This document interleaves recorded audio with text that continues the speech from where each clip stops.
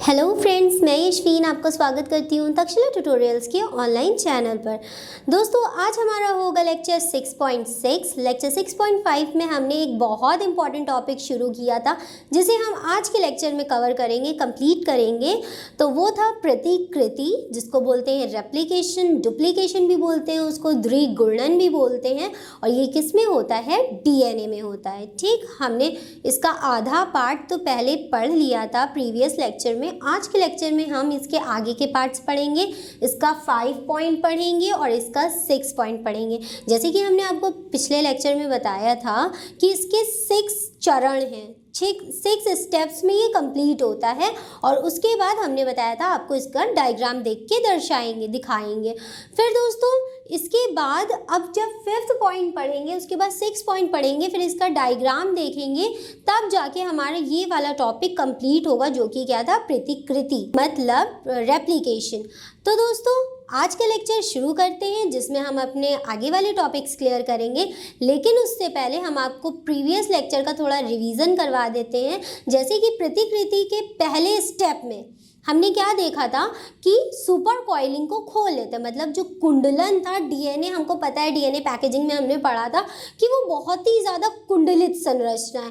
इतनी वो कुंडलित होती है, घूम घूम के सघन हो के वो क्या हो जाती है? क्रोमोसोम का स्ट्रक्चर लेती है। तो डीएनए द्विगुणन मतलब होता क्या है? डीएनए से डीएनए का बनना। तो जब तक हम उस डीएनए को खोलेंगे नहीं, जब तक वो क्या होगा? द्विगुणन नहीं कर पाएगा। इसी वजह से फर्स्ट स्टेप में हमने पढ़ा था एक एंजाइम जिसका नाम था टोपोआइसोमेरेज। दोस्तों, एंजाइम जरूर याद रखिएगा, सारा काम सिर्फ एंजाइम्स का है। ठीक, तो फर्स्ट स्टेप में हमारा था टोपोआइसोमेरेज। टोपोआइसोमेरेज ने क्या किया था? द्विकुंडलन को खोला था, जितनी भी कुंडलनी थी उसमें उन सभी को खोल डाला था। फिर सेकेंड स्टेप में हमने क्या देखा था? हेलिकेज एंजाइम ने उनके सारे बीच के हाइड्रोजन बॉन्ड्स को तोड़ दिया था। फिर उसके बाद हमने उसमें से फॉस्फोराइलेशन की प्रोसेस करी थी। फॉस्फोराइलेशन की प्रोसेस में हमने फॉस्फोराइलेज एंजाइम यूज़ किया था, जिसकी वजह से न्यूक्लियोटाइड्स बन रहे थे और फॉस्फेट ग्रुप हट रहा था, जिसकी वजह से वो आपस में फिर से बॉन्ड्स ना बना पाए। फिर फोर्थ में हमने पढ़ा था आरएनए के प्राइमर का formation, the formation of RNA primer. उसमें हमने देखा था कि वो किस तरीके से एक स्ट्रैंड को कंप्लीट कर रहा था। अब दोस्तों, 4 तक की तो हमारा कंप्लीट हो गया था। हम इसका एक बार और रिवीजन आपको करा देंगे तब, जब हम आपको इसका डायग्राम बना के दिखाएंगे। तो चलिए दोस्तों, अब हम शुरू करते हैं 5th स्टेप, जो कि है डीएनए श्रृंखला का निर्माण। अब देखिए, हमें क्या करना है? यही तो करना है, डीएनए श्रृंखला का निर्माण करना है। स्टेप 4 में भी हमने एक डीएनए श्रृंखला का निर्माण किया था और स्टेप 5 में भी हमें डीएनए श्रृंखला का निर्माण करेंगे। चलिए देखते हैं कि वो कैसे होता है। Formation and elongation of DNA chain. अब क्या करेंगे? हम डीएनए चेन का निर्माण करेंगे। यहाँ पर एक एंजाइम है जिसका नाम है DNA polymerase third. DNA polymerase third, फिर इसके बाद आता है आरएनए प्राइमर। ये एक एंजाइम है और आरएनए प्राइमर हमने 4th स्टेप में बनाया था। ठीक, आरएनए प्राइमर की वजह से एक स्ट्रैंड हमारा कंप्लीट हो रहा था। स्ट्रैंड, डीएनए में 2 स्ट्रैंड होते हैं ना दोस्तों, तो उन दोनों में हमें क्या करना है? रेप्लिकेशन, प्रतिकृति करनी। आरएनए प्राइमर में नए क्षारकों को जोड़ता है कौन? DNA polymerase third. DNA polymerase क्या करता है कि आरएनए प्राइमर खुद क्या कर रहा था? डीएनए के स्ट्रैंड्स को जोड़ रहा था। उसमें ये आया, डीएनए प्राइमर में नए क्षारकों को जोड़ता है। इन क्षारकों का क्रम डीएनए के टेम्पलेट के अनुसार होता है। अब ये डीएनए का टेम्पलेट क्या है? ये होता है डीएनए का टेम्पलेट। उसके ऊपर ए एडिनोसिन, टी थाइमिन, जी ग्वानिन, यूरेसिल नहीं, ये तो आरएनए में होता है, सी फॉर साइटोसिन। इस प्रकार के सारे कोडॉन्स लगे थे और इन्हीं के अनुसार क्या होता है? वो टेम्पलेट पे उन क्षारकों को जोड़ता जाता है, जो सभी आ जाए। अब ए के साथ हमेशा कौन बॉन्ड बनाता है? टी बॉन्ड बनाता है। ठीक दोस्तों, ए के साथ हमेशा टी बॉन्ड बनाता है। याद है ना चारगाफ का रूल, वो हमेशा क्या कहता था, हमेशा एक पायरीमिडीन किसके साथ जुड़ता है, प्यूरीन के साथ, और हमेशा एडिनोसिन किसके साथ जुड़ेगा, थाइमीन के साथ जुड़ेगा, और गुआनिन किसके साथ जुड़ेगा, साइटोसिन के साथ जुड़ेगा। और ये दोनों चारों हैं क्या, ये हैं N2 बेस, मतलब नाइट्रोजनी क्षार जो डीएनए में मिलते हैं वही हैं। तो इसके अनुसार होता रहता है। फिर आगे बढ़ते हैं। एंजाइम डीएनए पॉलीमरेज थर्ड क्षारकों को केवल 5 प्राइम से 3 प्राइम में जोड़ सकता है, जबकि कितनी दिशाएं होती है, 2 दिशाएं होती हैं डीएनए में दोस्तों, 2 दिशाएं होती है। एक होती है 5 प्राइम से 3 प्राइम जाती है, और एक होती है 3 प्राइम से 5 प्राइम पे जाती है। ठीक, मतलब ये दोनों एक दूसरे की एंटी पैरेलल होती हैं, अपोजिट होती हैं, पूरक होती हैं। अगर एक इस दिशा में जाती है तो दूसरी इस दिशा में आती है। ठीक, फिर आगे बढ़ते हैं। जो ये वाला काम होता है, जो डीएनए पॉलीमरेज थर्ड नाम का एंजाइम करता है, वो सिर्फ किस पे करता है, जो चेन 5 प्राइम से 3 प्राइम पे जा रही हो। मतलब ये जो 5th स्टेप हम पढ़ रहे हैं वो किसके लिए सही है, जो 5 प्राइम से 3 प्राइम पे स्ट्रैंड जा रहा है उसके लिए है। फिर आगे बढ़ते हैं। अतः 3 प्राइम से 5 प्राइम वाले दिशा वाले डीएनए टेम्पलेट पर नई डीएनए श्रृंखला का सतत निर्माण होता है। अब ये सतत निर्माण की क्या बता रहे हैं, तो ये कुछ इस प्रकार से देखेंगे कि जैसे एक ये डीएनए का स्ट्रैंड है और एक ये डीएनए का स्ट्रैंड है। हम 5th स्टेप पे हैं, मतलब हमारा काम काफ़ी कुछ हो चुका है। हमने डीएनए को खोल दिया, इसके अंदर के बॉन्ड्स तोड़ दिए। ये डीएनए है, ठीक, खुला हुआ डीएनए, उसको किसने खोल दिया, टोपोआइसोमेरेज ने। उसके बाद हेलिकेज ने आके इसके बीच के सारे बॉन्ड्स तोड़ दिए। अब ये एक स्ट्रैंड है जो कि 5 प्राइम से 3 प्राइम जा रहा है, और एक ये स्ट्रैंड है जो कि 3 प्राइम से 5 प्राइम पे है। ठीक दोस्तों, अब इसके अनुसार अतः 3 प्राइम टू 5 प्राइम वाले दिशा टेम्पलेट पर, ये वाला मतलब कहने का मतलब है ये वाला टेम्पलेट पर नई डीएनए श्रृंखला का निर्माण, सतत निर्माण मतलब कॉन्टिन्यूअस सिंथेसिस। कॉन्टिन्यूअस सिंथेसिस मतलब वो होता है कि बिना रुके, कहीं भी बिना रुके डायरेक्ट तड़ातड़ निर्माण होता जा रहा है। तो 3 प्राइम टू 5 प्राइम वाली दिशा पे कुछ इस प्रकार से डीएनए टेम्पलेट का निर्माण होता है, मतलब सतत। अब देखिए कहीं भी ये बीच में छूटी हुई दिख रही थी आपको, नहीं ना, ये तो हमने किया है। तो इस प्रकार से नहीं होता है, ये बिल्कुल सतत निर्माण होता है। सतत मतलब बिल्कुल कॉन्टिन्यूअस होता है, कहीं पे रुकता नहीं है, फटाफट सारे कोडॉन्स लगते जाते हैं, कहीं भी बीच में गैप मतलब रिक्त स्थान नहीं होता है। ठीक, तो 3 प्राइम टू 5 प्राइम वाले दिशा वाले टेम्पलेट पर नए डीएनए की श्रृंखला सतत निर्माण मतलब कॉन्टिन्यूअस होता है। ऐसे सूत्र या ऐसे स्ट्रैंड, मतलब ये वाला स्ट्रैंड एक नाम से पुकारा जाता है जिसको अग्रक रज्जु को इंग्लिश में बोलते हैं लीडिंग स्ट्रैंड। तो ये वाला स्ट्रैंड कौन सा स्ट्रैंड है, लीडिंग स्ट्रैंड है। लीडिंग स्ट्रैंड इसको इसलिए बोलते हैं क्योंकि ये कॉन्टिन्यूअस होता है। ठीक, और ये वाले को लैगिंग स्ट्रैंड बोलते हैं। ऐसा क्यों, अभी हम आपको बताते हैं। अगर अग्रक रज्जु मतलब लीडिंग स्ट्रैंड कहते हैं। इसके विपरीत, अब देखिए यहाँ से फिर एक पॉइंट आता है, इसके विपरीत मतलब इसके विपरीत कहा गया है, तो किसको कहा गया है, 5 प्राइम टू 3 प्राइम वाले को। इसके विपरीत जिस नई डीएनए श्रृंखला का निर्माण 3 प्राइम टू 5 प्राइम की दिशा में होता है। इस पॉइंट का मतलब दोस्तों ये है कि इसके विपरीत जिस नई डीएनए श्रृंखला का निर्माण 3 प्राइम टू 5 प्राइम होता है, यहाँ पर एक निर्माण होता है, ठीक, कुछ इस प्रकार से।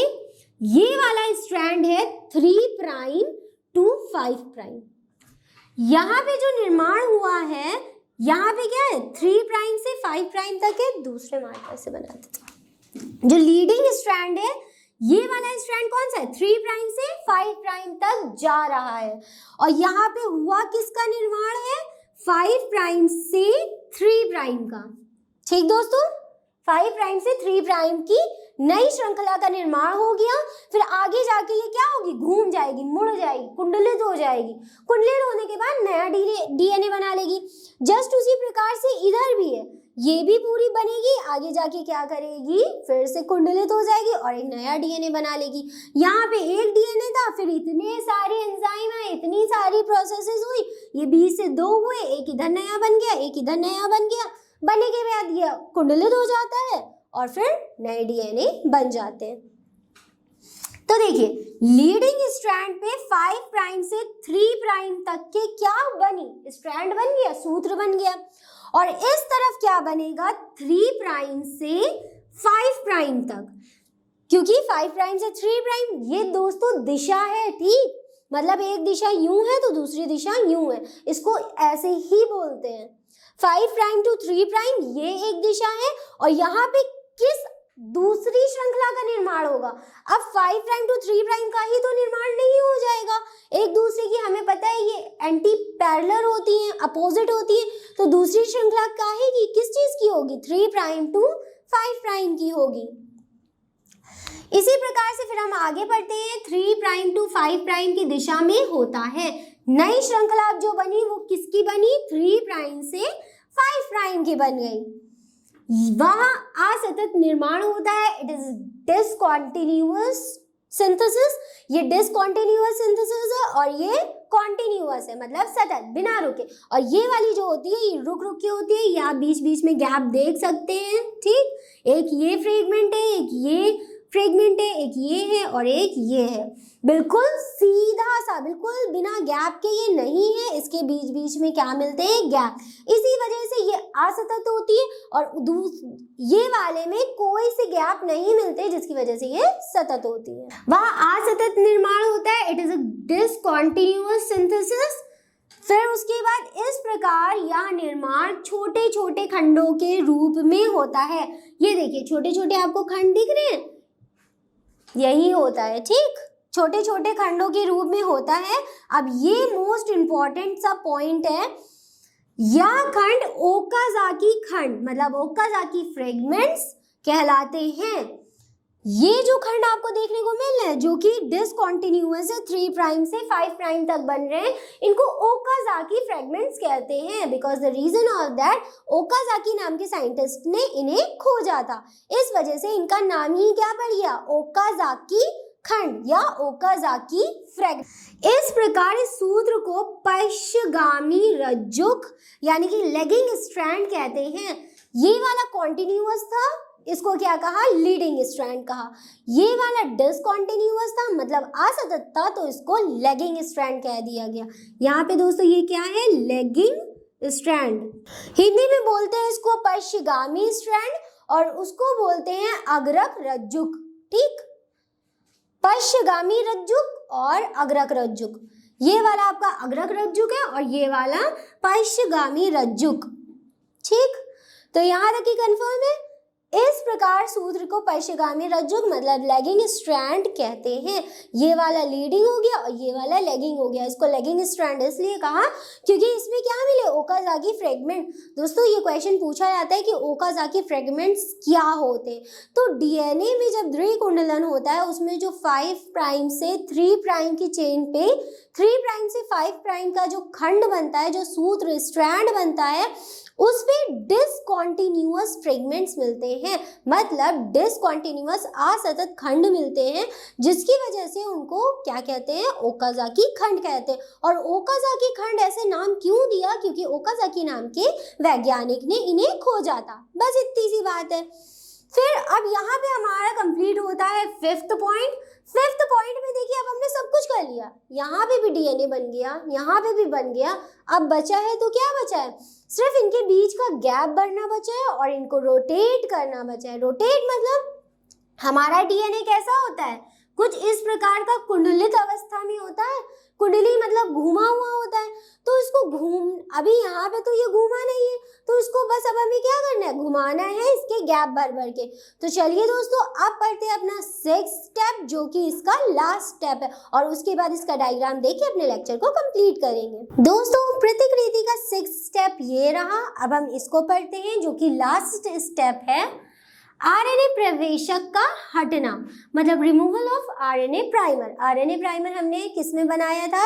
स्टेप 4 में बनाया था, जिसकी वजह से क्या हो रहा था? एक स्ट्रैंड कंप्लीट हो रहा था। फिर अब क्या करेंगे? जो स्ट्रैंड कंप्लीट कर रहा था वो कंप्लीट कर चुका है। अब कंप्लीट करने के बाद उसका क्या काम है? अब वो वहां से हट जाएगा। अब जब हटेगा तो वहां पे कुछ रिक्त स्थान, मतलब कुछ खाली स्थान बचेगा। बस हमें क्या करना है? उस स्थान को भर देना है। तो लीजिए, डीएनए कंप्लीट हो गया।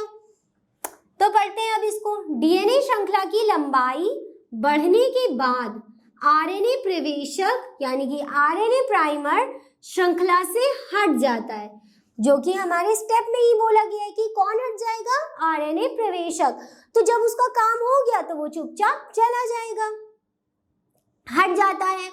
आरएनए प्रवेशक के हटने से, अब देखिए, आरएनए प्रवेशक अपनी जगह से हट गया, उसके बाद उसके हटने से उत्पन्न रिक्त स्थानों, मतलब खाली स्पेसेस को भरने में लाइगेज सहायता करता है।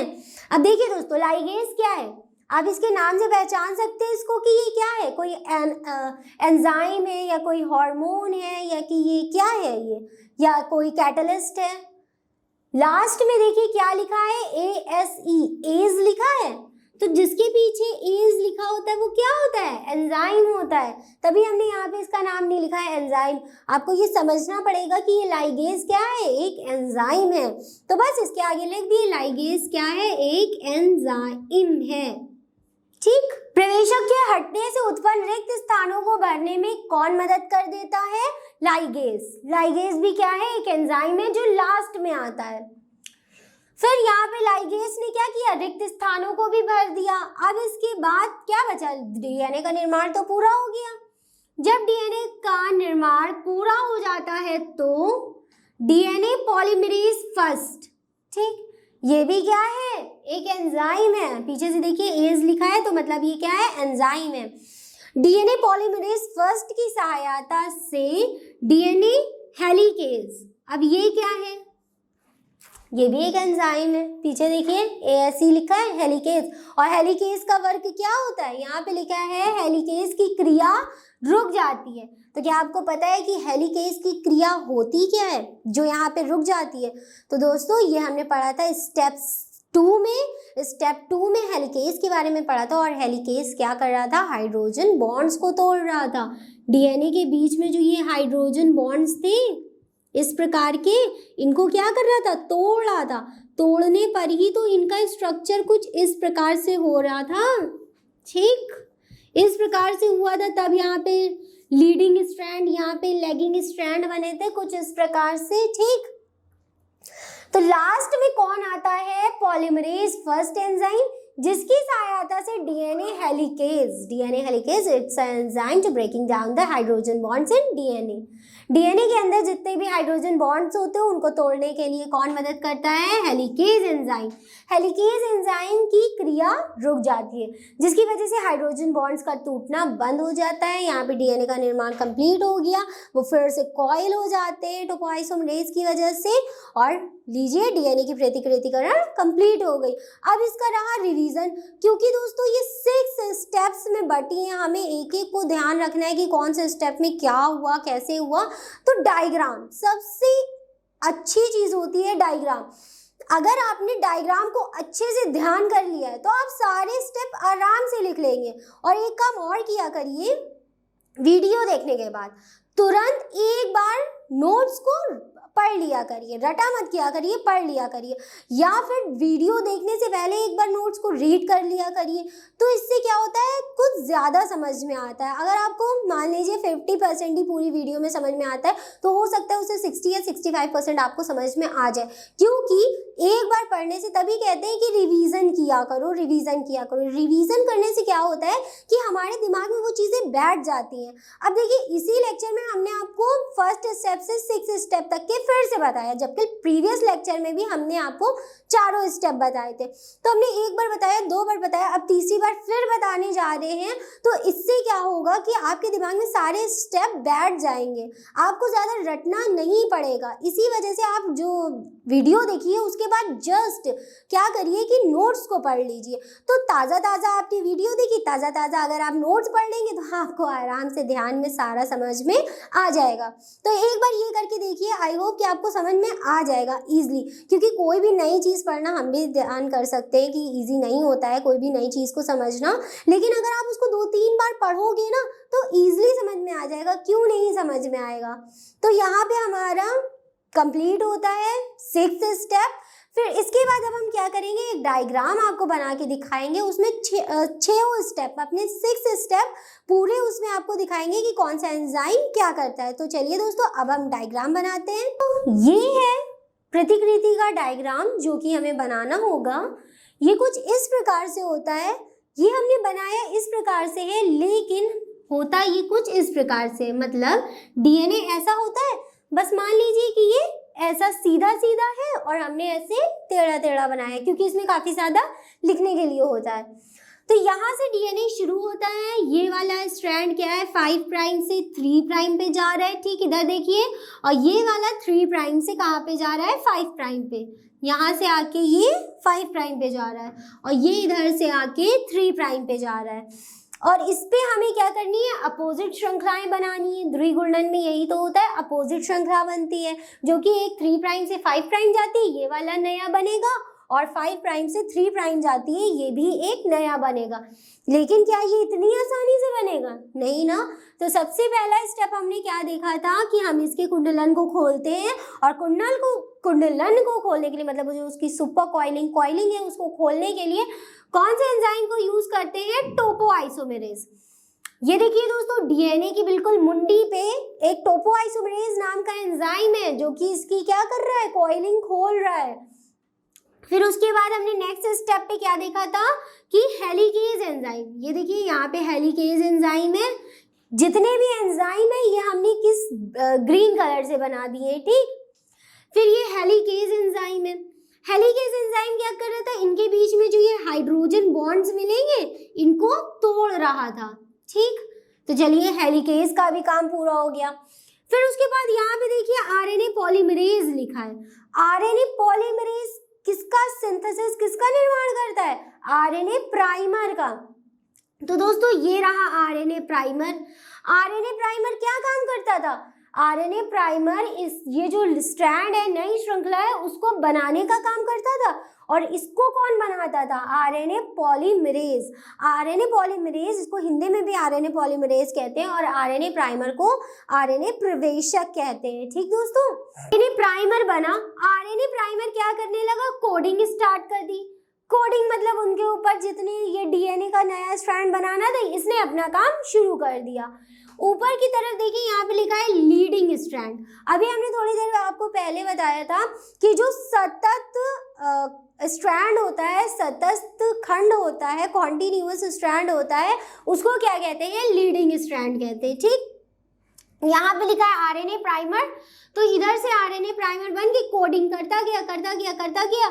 यहाँ पे कोई बीच में स्थान नहीं है, कोई स्थान यहाँ पे नहीं है, जिसकी वजह से इसको क्या कहा, लीडिंग स्ट्रैंड। और लीडिंग स्ट्रैंड को कॉन्टिन्यूअस स्ट्रैंड भी कहते हैं, क्यों, क्योंकि इसके बीच में कोई भी खाली स्पेस नहीं होता है। फिर हेलिकेज की बात हो गई। हेलिकेज इनके बीच के बॉन्ड तोड़ देता है। आरएनए पॉलीमरेज ने आरएनए प्राइमर बना दिया। जैसे ही आरएनए प्राइमर बना, उसने कोडिंग स्टार्ट कर दी और नया खंड, नया डीएनए बनाने लगा। फिर यहाँ पे लिखा है ओकाज़ाकी फ्रेगमेंट्स। तो दोस्तों, ओकाज़ाकी फ्रेगमेंट्स क्या होते हैं, लीडिंग स्ट्रैंड पे, जो कि डिसकंटिन्यूअस असतत स्ट्रैंड होता है, पश्चगामी स्ट्रैंड इसको बोलते हैं। लैगिंग स्ट्रैंड पे बहुत ज्यादा खाली गैप्स होते हैं, ठीक, ये खाली स्थान होते हैं, और इन्हीं खाली स्थानों की वजह से जो ये वाला फ्रेगमेंट है वो छोटे छोटे टुकड़ों में बट जाता है। जब ये छोटे छोटे टुकड़ों में बट जाता है तो इन्हीं छोटे छोटे टुकड़ों को, ठीक, पूरे स्ट्रैंड को नहीं, जैसे ये वाला एक छोटा टुकड़ा है, ये वाला छोटा टुकड़ा है, ये एक छोटा टुकड़ा है, इन स्ट्रैंड्स को क्या कहते हैं, ओकाज़ाकी फ्रेगमेंट्स, क्योंकि ओकाज़ाकी नाम के साइंटिस्ट ने इन्हें खोजा था। और इसको एक नाम से बुलाते हैं जिसको बोलते हैं लैगिंग स्ट्रैंड। तो लैगिंग स्ट्रैंड डिसकंटिन्यूअस होती है, असतत होती है, उसमें बीच में गैप्स होते हैं, रिक्त स्थान होते हैं, जबकि लीडिंग स्ट्रैंड, इसके बीच में कोई गैप नहीं होता है। फिर आगे बढ़े तो यहाँ पे है डीएनए लाइगेज। दोस्तों डीएनए लाइगेज का वर्क हमने आपको बताया था, ये एज अ ग्लू परफॉर्म करता है। मतलब क्या काम करता है, जो जितने भी जो कोडॉन्स हैं जो बने हैं, नए आरएनए प्राइमर ने जितने बनाए हैं, उनको आपस में जोड़ने का काम कौन करता है, डीएनए लाइगेज। इसको ग्लू भी बोलते हैं क्योंकि ये इन दोनों को आके जोड़ देता है। फिर यहाँ पे लिखा है डीएनए पॉलीमरेज फर्स्ट। ठीक, अभी दोस्तों हमने 6th स्टेप में आपको पढ़ाया था डीएनए पॉलीमरेज फर्स्ट के बारे में। डीएनए पॉलीमरेज फर्स्ट क्या करता है, रिमूविंग ऑफ आरएनए प्राइमर। अब देखिए यहाँ पे सारी कोडॉन्स बन गए हैं, इसने डीएनए आरएनए पॉलीमरेज फर्स्ट ने क्या किया, removing of RNA primer. RNA primer को हटा के इसके बीच में जितने गैप्स थे उनको फिल करके लाइगेज से ग्लू से बिल्कुल जोड़ दिया। और आरएनए प्राइमर को क्यों हटा दिया, क्योंकि कोडिंग तो यहाँ पे पूरी हो चुकी है। देखिए बीच में भर गए रिक्त स्थान, और भर गए तो जिसकी वजह से आरएनए प्राइमर को हटना था, आरएनए प्राइमर यहाँ से हट गया। और ये काम किसने किया, डीएनए पॉलीमरेज ने। और डीएनए पॉलीमरेज एक और काम करता है कि हेलिकेज एंजाइम को, ये वाले एंजाइम की क्रिया को भी रोक देता है, जिसकी वजह से आगे और हाइड्रोजन बॉन्ड्स ना टूटे। और हाइड्रोजन बॉन्ड्स तोड़ के क्या फायदा, यहाँ पे तो हमारी कोडिंग कंप्लीट हो गई, एक इधर डीएनए बन गया और एक इधर डीएनए बन गया। तो दोस्तों यहाँ पे ये वाले डायग्राम का नाम क्या है, डीएनए अणु की द्विगुणन। द्विगुणन या प्रतिकृति is that same thing. Duplication भी बोलते हैं इसको, रेप्लिकेशन भी बोलते हैं। ठीक, डीएनए अणु के द्विगुणन की प्रक्रिया तथा इसमें प्रयुक्त विभिन्न एंजाइमों की भूमिका। ये है एक एंजाइम, ये एंजाइम है, ये एंजाइम है, ये एंजाइम है। ठीक, ये सब एंजाइम है और एक ये एंजाइम है। ये सब क्या है, एंजाइम्स है, और ये क्या वर्क कर रहे हैं, ये इस डायग्राम में अच्छे से आपको दिखाई दे रहा है। तो चलिए दोस्तों, ये वाला डायग्राम भी हमारा कंप्लीट हो गया, ये वाला पॉइंट भी हमारा पूरा हो गया। इसमें हमने क्या क्या पढ़ा, 5th स्टेप पढ़ा, 6th स्टेप पढ़ा, उसमें क्या होता है ये देखा और डायग्राम देखा। तो दोस्तों आज का लेक्चर हमारा यहीं पे कंप्लीट होता है। और द्विगुणन की जो पूरी प्रक्रिया थी, जिसका क्या नाम था, प्रतिकृति, जिसको इंग्लिश में क्या बोलते हैं, रेप्लिकेशन। और दोस्तों एक बात और, ये क्वेश्चन हमेशा लॉन्ग में आता है, या फिर इसका एक सिंपल सा शॉर्ट क्वेश्चन बनता है जिसको कहते हैं कि ओकाज़की फ्रेगमेंट क्या होते हैं। ये दोनों हम आपको बता चुके हैं। ये क्वेश्चन लॉन्ग में आएगा तो आपको शुरू से एंड तक हेड टू टो एक एक चीज लिखनी ही होगी, क्योंकि आप बिना बीच में कुछ कट नहीं कर सकते। अब मान लीजिए आप हेलिकेज एंजाइम को भूल गए तो हाइड्रोजन बॉन्ड तो टूटे ही नहीं। जब हाइड्रोजन बॉन्ड नहीं टूटेगा तो आगे कैसे उसके ऊपर कोडिंग होगी। और मान लीजिए आप आरएनए प्राइमर को भूल गए, तो ऐसा कैसे हो सकता है, जब तक आरएनए प्राइमर नहीं होगा तो कोडिंग कौन करेगा, नया स्ट्रैंड कौन बनाएगा। और टोपो आइसोमेरेज को तो भूलिएगा नहीं, अगर टोपो आइसोमेरेज को भूल गए तो इसमें डीकॉइलिंग कौन करेगा, मतलब इसका जो द्विगुणन होता है उसको किस तरीके से खोलेंगे। तो दोस्तों हर एंजाइम की एक अपनी अलग भूमिका है, इसीलिए सबको हमने अलग अलग पेन से करके दिखा दिया ग्रीन कलर से।